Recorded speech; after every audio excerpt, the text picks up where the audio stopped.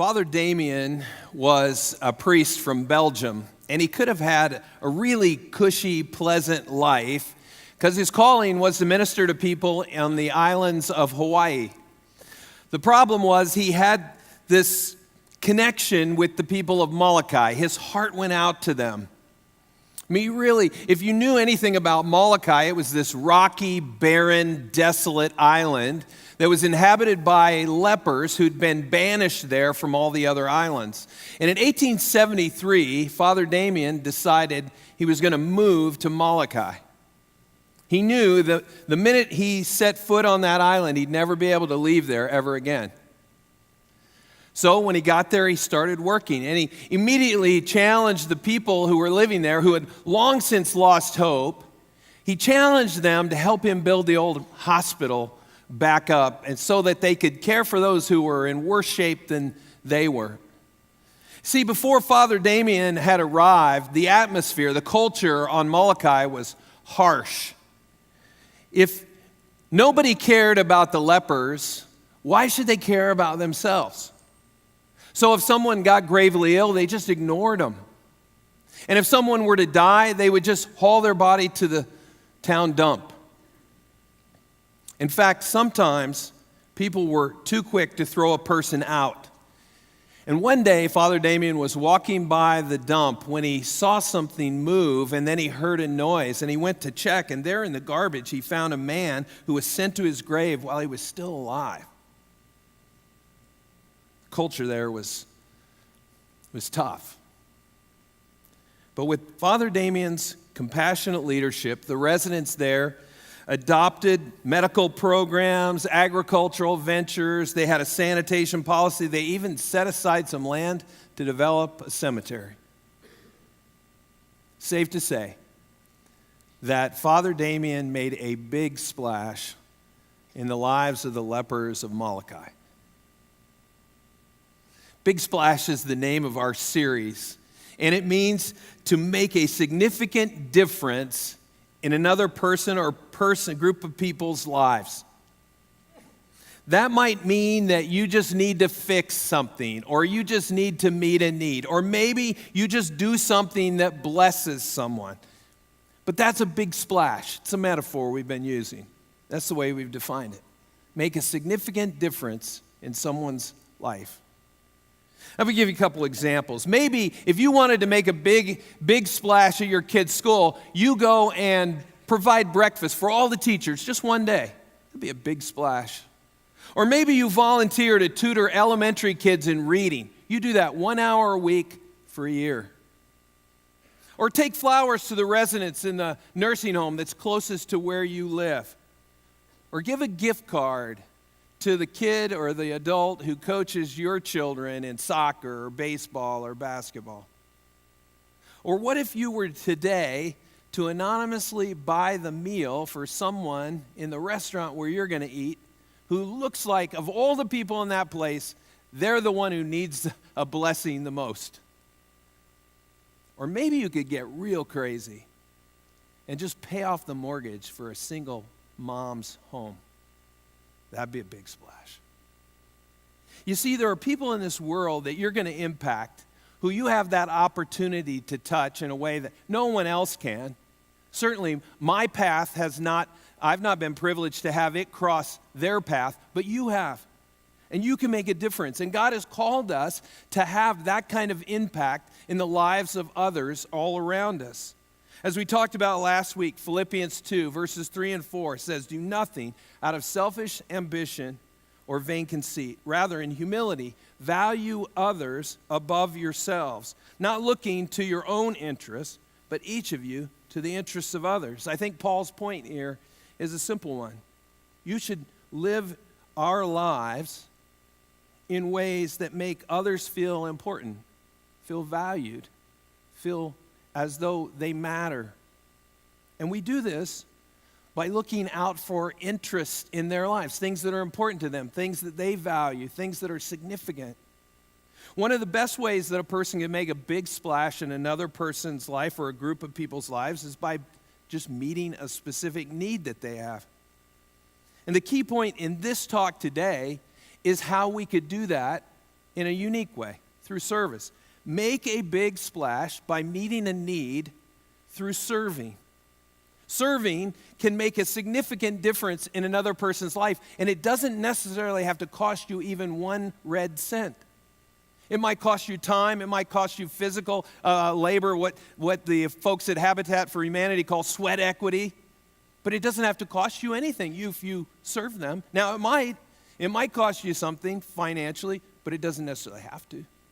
And Jesus set the gold standard for this. He gave us this awesome example of how all of this can play out. It's found in John, the 13th chapter, if you want to flip over there or turn there on your phone or tablet. But I want to give you a little bit of background before we jump to that text. Jesus and his disciples are gathering together in John 13 to eat the Passover meal. This was part of the sacred festival commemorating the deliverance of the people of Israel out of slavery from Egypt. And the term Passover actually comes from when the angel of death passed over the Israelite firstborn, and they were not to die. That's where they got the term. Also, just as a point of background, you need to know kind of what the infrastructure was like in the first century. Most ancient roads were dusty and dirty and had animals, droppings, little presents that they left. They didn't have the law, you had to pick up after your donkey if they made a mess. There was a lot of that kind of stuff on the roads. And the sandals that people wore made foot washing a common courtesy. A servant normally performed that task, but there was no servant designated or even hired or even present to do that when the disciples and Jesus arrived at the upper room. One of the disciples would have undoubtedly been willing to wash the feet of Jesus, but to offer that same service to another disciple, it would have been an admission of inferiority. Now, why would that have been a problem? Well, Luke reports in his gospel that there was a dispute at that time among the disciples as to which of them was the greatest. They knew that Jesus was up here, but who was number 2 and who was number 3? And they had, they were making their best case for who was the best, who was the greatest. It would be hardly the time to play the part of a servant, especially one who's washing feet. So in the text this morning, what I want us to do as we make our way through it is look at what I think are 5 very vital, important takeaways that from this story will show us how to make a big splash through serving. The first of those takeaways is no one is too important to serve. No one is too important to serve. In John chapter 13, verse 3, it says, Jesus knew that the Father put all things under his power and that he had come from God and was returning to God. John's saying here that God has put Jesus in complete control. He's in charge of everything. The theological word is omnipotent. It means he has all power. He also came from heaven, John said, and soon he would be returning back to heaven. Jesus knew who he was and why he had come. He was God in the flesh. In that culture, Jesus had a status for who he was in the Jewish culture. He was a Jewish teacher. They called him a rabbi. You may have heard that term before. And rabbis were a big deal, which made Jesus, just on those merits alone, a big deal in that culture. Someone with this kind of power, this kind of reputation and authority would never be required to get their hands dirty. But soon you'll see that Jesus did just that. It was several years ago now, and when I say several, I mean probably 20 years or more ago now, that the wedding coordinator asked me to officiate a wedding. I didn't know the couple, but I said sure I would do it because being a minister on a staff of a large church, that's just how it worked. The coordinator had a list, and once your name got to the top of the list, you were the one she would call and say, hey, could you do a wedding? And then when you said yes, they would move your name to the bottom of the list. And so I said, sure, it was my turn. It was a few weeks later, and she called me back and said, hey, could you do another wedding? And I said, I'm always up for that, sure. But I was kind of curious. I hadn't even done the previous wedding yet. And my name had already come up again. And I said, I'm kind of surprised by that. And she said, well, several of the younger guys said that doing weddings wasn't their job. I mean, that just shot through me like a lightning bolt. I was like, not their job. We're all responsible to do some pastoral care. And we all had agreement that this was the system and we would work within it. Now they were changing the rules. And they said they didn't even like doing weddings. I don't care what they like doing, And they said they were too busy. I wasn't busy. Everybody was busy. It really ran through me. I thought to myself, I hope I never get to the point where I think I'm too busy to do something for someone. Doing a wedding, it's not the end of the world. It's not the biggest thing. It's not the most important thing. But to that couple, it was significant. It was the most important day to that bride. It was so important. You had to get it right. And you can't just do it halfway. It was important to them. It was a way that we could serve them in a way. And it gave me a great opportunity to get to know a whole lot of couples over the course of my career.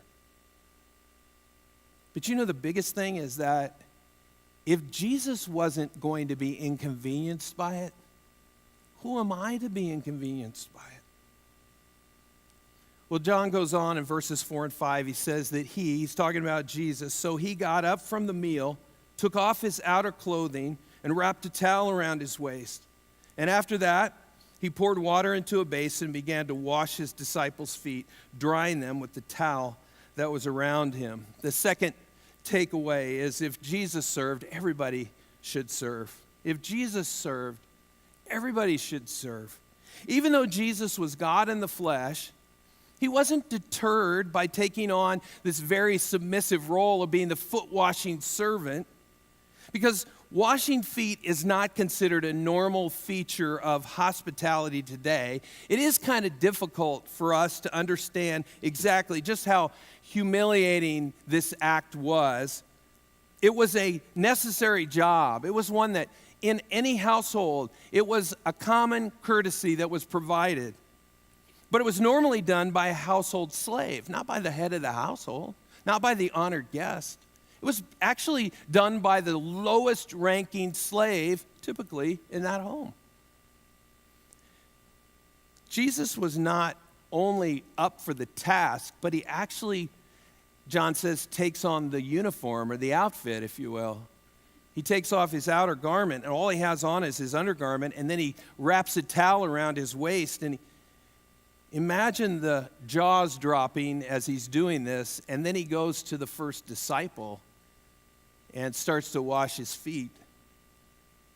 And it's important to note that he's also scrubbing the feet of one Judas Iscariot, who he knows in just a few hours is going to be the one who betrays him, which leads to the cross. In 1988 through 1996, I got the privilege, for me anyway, I loved this. I got to lead probably 12 to 13 different short-term mission trips to Jamaica. I know mission work in Jamaica, that's rough, right? Yeah, especially in December. That's when we did most of it. My wife was really excited about me going off to Jamaica while we were still in, winter. But I got privileged to do that. And one of the things that we would do is we would start months and months ahead of the trip preparing the team for the experience that we would have over there. And we wanted to be real organized so that we could be as efficient as we could when we got into the business at hand on the island. And one of the things that was a high value for us as we prepped teams was to make sure that every mission team member, while they were in Jamaica, they would get their hands dirty doing some ministry project. We wanted them to actually be part of the physical work project. So that might mean they got paint on themselves, or they got caulking underneath their fingernails, or maybe they got covered with sawdust at some point. But we wanted them to get themselves dirty doing the work. We wanted them to leave a piece of themselves there so that when they walked away, they really felt like, hey, I actually was part of the project. So one of the guys on one of the teams, his name was Ben, and Ben was in his late 60s. He was a grandfather, and he was on this team. And he came up to me after one of our pre-team meetings, pre-mission team meetings. He said to me, he goes, "Hey, I just want to level with you. I'm not sure how useful I'm going to be on these work projects over there." And he said it this way. He said, "Because I'm kind of old." And I said, "Listen, old man, you're not getting out of work, okay?" And he laughed, and we kind of said, I said, "Listen, Ben, you just do your best. You just do your best, and you'll be just fine." And so when we got there, Ben went to work. First day, we were working on the project, which was to put a second floor on a church building. It was a pretty ambitious project. And Ben worked. I mean, he applied himself. He had to pace himself at certain points, but he never slacked. Never. In fact, he was this amazing example to the rest of the team, most of which were younger, college age, high school, young adult age. And it was kind of like, if Ben can do it, anybody can do it. And that's the reality of serving, is that if you look at it from the standpoint that if Ben can do it, or if Jesus does it, I mean, really, truthfully, shouldn't all of us consider being part of it? Everybody needs to serve. John goes on in verses 6 through 8. Listen what he says. He came to Simon Peter, who said to him, "Lord, are you going to wash my feet?" Jesus replied, "You do not realize what I'm doing, but later you will understand." "No," said Peter, "you shall never wash my feet." Jesus answered, "Unless I wash you, you have no part with me." Which brings us to the third takeaway in this text, and that's not everyone agrees with your service. Not everybody's going to look at it and go, "Hey, that's a great idea. You should do that." Some are going to push back, like this one disciple who interrupts Jesus. This is Peter. This is not the first time he's done this. But he pushes back to Jesus and he says, "You're not going to wash my feet." He has no idea the symbolism of what this foot washing was all about. His only view is that Jesus is inappropriately acting the part of a slave, and he's going to shut it down right there. That's what he's going to do. Shame on you three who let him wash your feet. He's probably feeling as though this is all wrong. If you can get into his mind, maybe we take a little bit of liberty here. We're not really sure what is driving him, but my guess is one of two things. Either he's looking at this going, this rabbi, culturally, of all the people in this group, the rabbi should be the last person who's washing anybody's feet. Or maybe Peter's sucking up to Jesus a little bit. "Listen, Lord, you're too important to be washing feet. In fact, I personally would rather have dirty feet and everyone else in here have dirty feet than to have you stoop down and wash feet. So I'm putting a stop to it right here, right now. No more foot washing." But Jesus explains to Peter, "You don't understand. Oh, you'll understand later, but right now, you're missing the point." He goes on in verses 9 through 11. He says, "Then, Lord," Simon Peter replied, "not just my feet, but my hands and my head as well." And Jesus answered, "Those who have had a bath need only to wash their feet. Their whole body is clean. And you are clean, though not every one of you." For he knew who was going to betray him. And that was why he said not everyone was clean. Which brings us to a fourth takeaway. Don't make it complicated. Don't make serving so complicated. That's what Peter's doing here. First he starts out saying, "No, you're not going to wash my feet. Shame on the rest of you for letting him do that." And then he says, "Wash all of me." He goes to one extreme to the other. Peter missed the point. See, guests, Jesus said, normally bathed before they would come to a dinner party. So when they got there, it was only their feet that needed to be washed. Everything else was fine. Sometimes we're like Peter.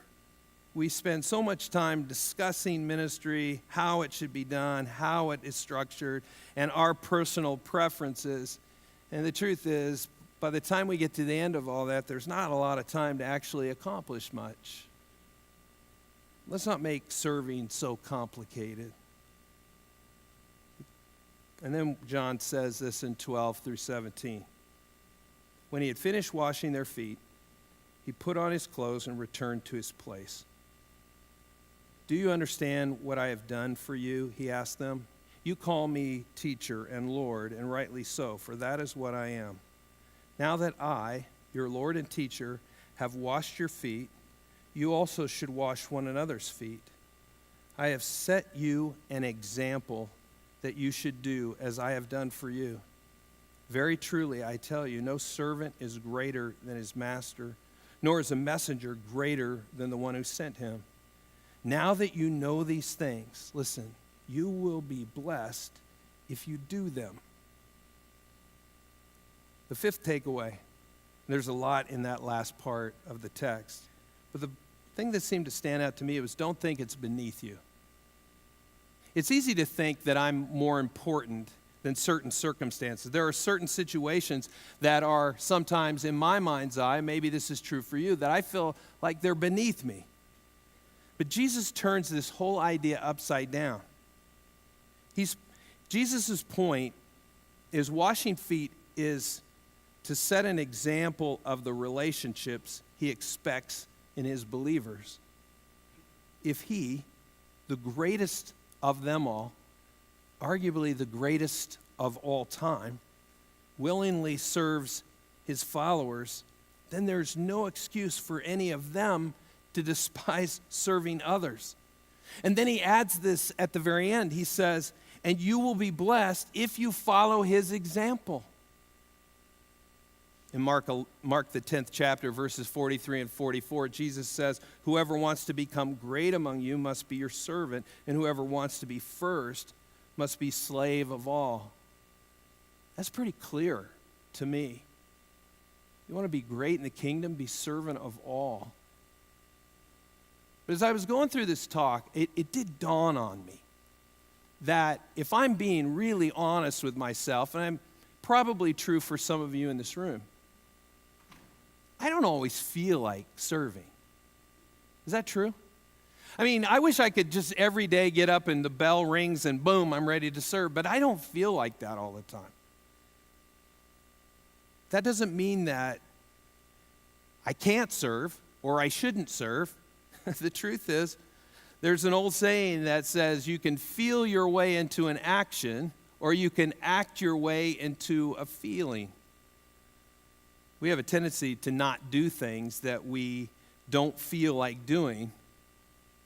Thus, it keeps us from doing some very important things at times. Keep in mind, feelings aren't always the best motivator or indicator for doing the things that we should do. Dr. Jerome Bruner, a Harvard psychologist from years ago, said, you're more likely to act yourself into a feeling than feel yourself into an action. Don't ever forget that.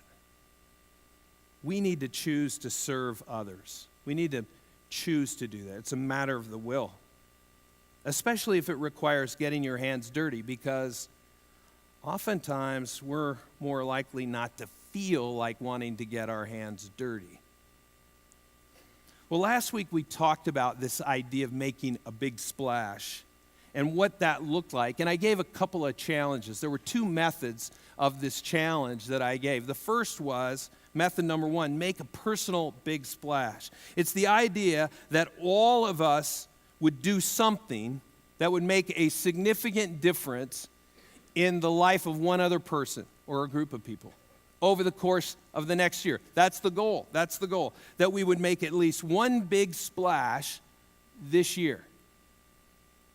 Now, this is just part of the sermon series, but my thought was, what if we primed the pump and we all did that and we realized how rewarding that might be, that we would say, hey, you know what? Why do we do it just once a year? Why don't we do it once a month or once a week? Or maybe we looked around and said, hey, every day I'm going to try to splash on somebody in some way. Maybe serve them, maybe bless them, maybe fix a problem, whatever the case was.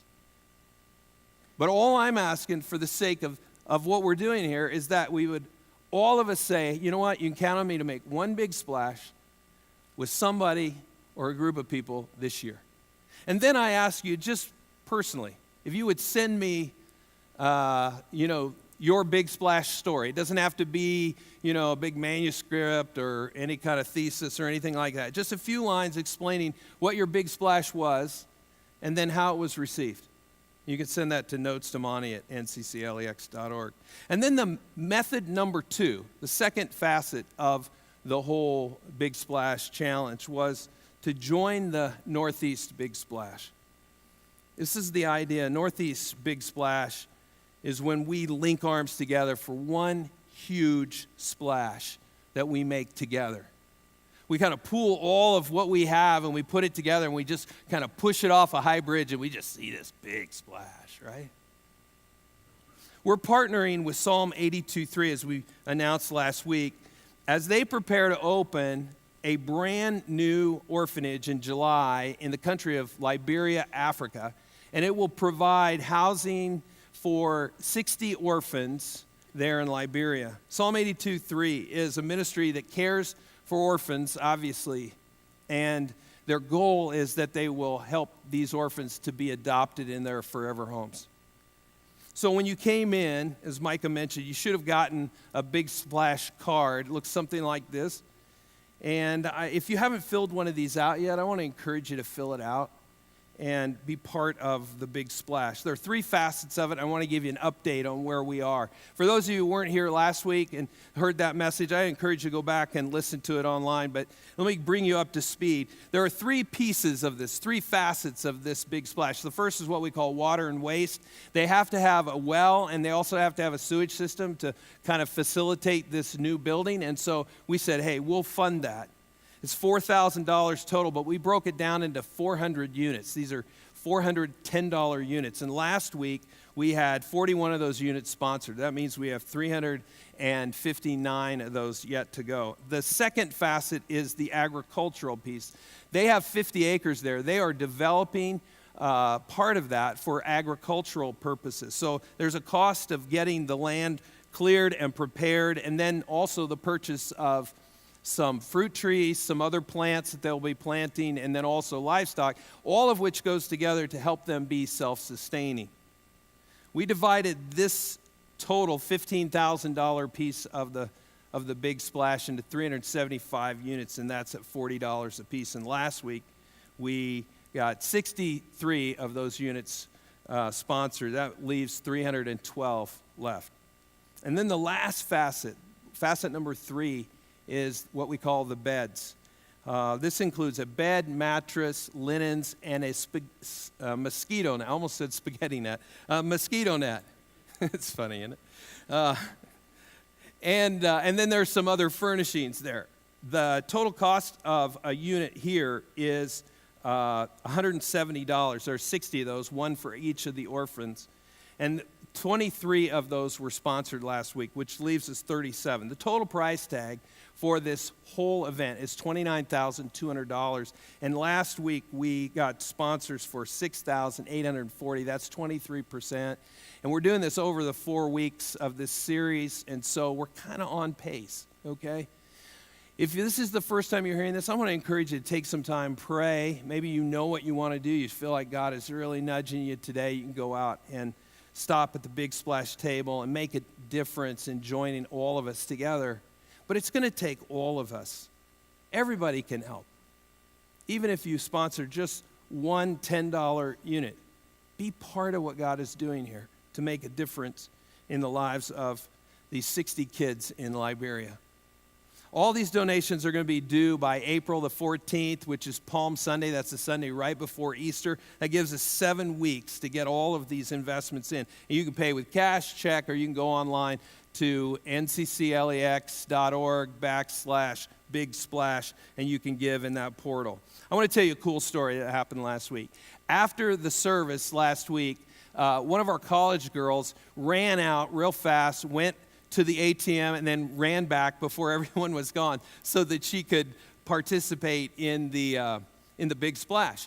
And her mom, the way they have it set up, her mom and dad can actually see activity on her account. And I think her mom may have gotten even an alert because she took so much money out of her account. And she said, "What are you doing withdrawing that money on Sunday morning?" And she said, "Did you not hear the sermon?"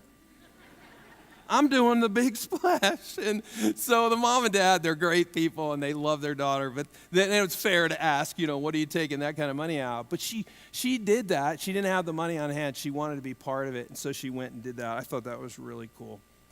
I want to encourage everyone in here, as I said last week, put all the guilt aside. Just listen to God. And if he's nudging you to be part of it, I want to invite you to join us in this. I think it's going to be so cool to see what God does, and we get to be a part of it. All right, I want to close with this story. Several years ago, I went to lunch with these friends of mine. There were probably 8 or 10 of us. We were getting together. It was the holiday season. We were having kind of a Christmas lunch, and so we went to Logan's over on Harrodsburg Road, and the place was packed. And so we got in there, and our waitress came, took our orders, and we started eating peanuts and drinking iced tea and Diet Cokes and just catching up. A lot of us hadn't seen each other in a while, and it was a lot of fun. Well, we'd been there a while and kind of lost track of time, and I realized that there was a couple right near us that had come in after we did, ordered, got their food, ate it, and paid, and they were just leaving, and we still hadn't had our food. And so we got our waitress's attention and said, hey, could you check on things? And she came back with the manager, and he said, we are so sorry. He started apologizing. He said, your waitress put the order in the system. They type it all in, but it didn't make it to the kitchen for some reason. Your order's in now, and it'll be out in just a few minutes. Well, I am so sorry for the inconvenience. And so he said, your meals are free. Oh, living large. Merry Christmas to me, So about that time, our food comes and it arrives, and one of the guys who's in this group, he has more money than he has sense. He says, what if we, since we don't have to pay for our meal, what if we take the money that we were going to pay the meal with, and we just give it to this waitress of ours? Because we'd found out she was a single mom, had a couple kids, things were kind of tight. She was working really, really hard, and we all thought that was a great idea. And he said, I'll put $100 down to start. I thought, oh man, this is rich for my blood, but this is going to be fun, right?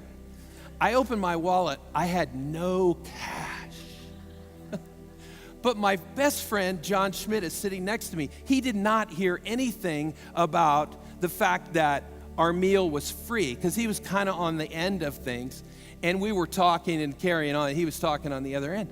He hands me a $20 bill and says, here, this is for my meal. I didn't know he didn't know about the meal being free. I thought he was talking about the tip, so I put it in my pocket, and then I knew I didn't have any money, but now I had 20, and so I was going to get to play with John's money. And so what happened was, when John ate his food and he left, and the guys started putting all this money together, and we gave it to the waitress. She went back and came back. She's got tears running down her face. We're putting our coats on, getting ready to leave. And she says, thank you so much. You have no idea what this means to me and my kids, especially at Christmas. And the truth is, at that moment, I wish I had $100 I could have put down on that. The truth is, I don't know what she was going through as a single mom, but I know what happened that day. Those guys got really crazy, and they left this huge, huge, big splash kind of tip in that lady's life. And I will tell you this, I only had John's 20 invested. And I felt like it was the greatest thing I've been a part of in my life. I mean, this was so awesome. That's the kind of people I want us to be. That we get to splash in somebody's life and make such a difference for them, but also we get the benefit, the joy of seeing that and knowing we had a part in making a significant difference in somebody's life. Let's make 2019 the year that we splash on a lot of people. Maybe this becomes part of our culture. Maybe more so than it is. Let's make a big splash. Let's do it individually, and let's do it corporately. Let's pray together. Father, we thank you for the example that you set for us through Jesus, who washed his disciples' feet. No one was more out of place than he was as he was washing their feet as the rabbi of those disciples. Help us not to think that we're too important to serve others. If Jesus would do it, then help us to see how we could do that. Lord, help us not to be afraid to get our hands dirty. Help us not to be afraid to be inconvenienced in order to help somebody out. And Lord, help us to follow your example. If Jesus would serve, surely then each one of us could serve. And even if somebody is far from you and they never ever come even to that point of relationship with you, at least they would know that we love them and that you love them through the way we serve them. I pray this, God, in Jesus' name. Amen.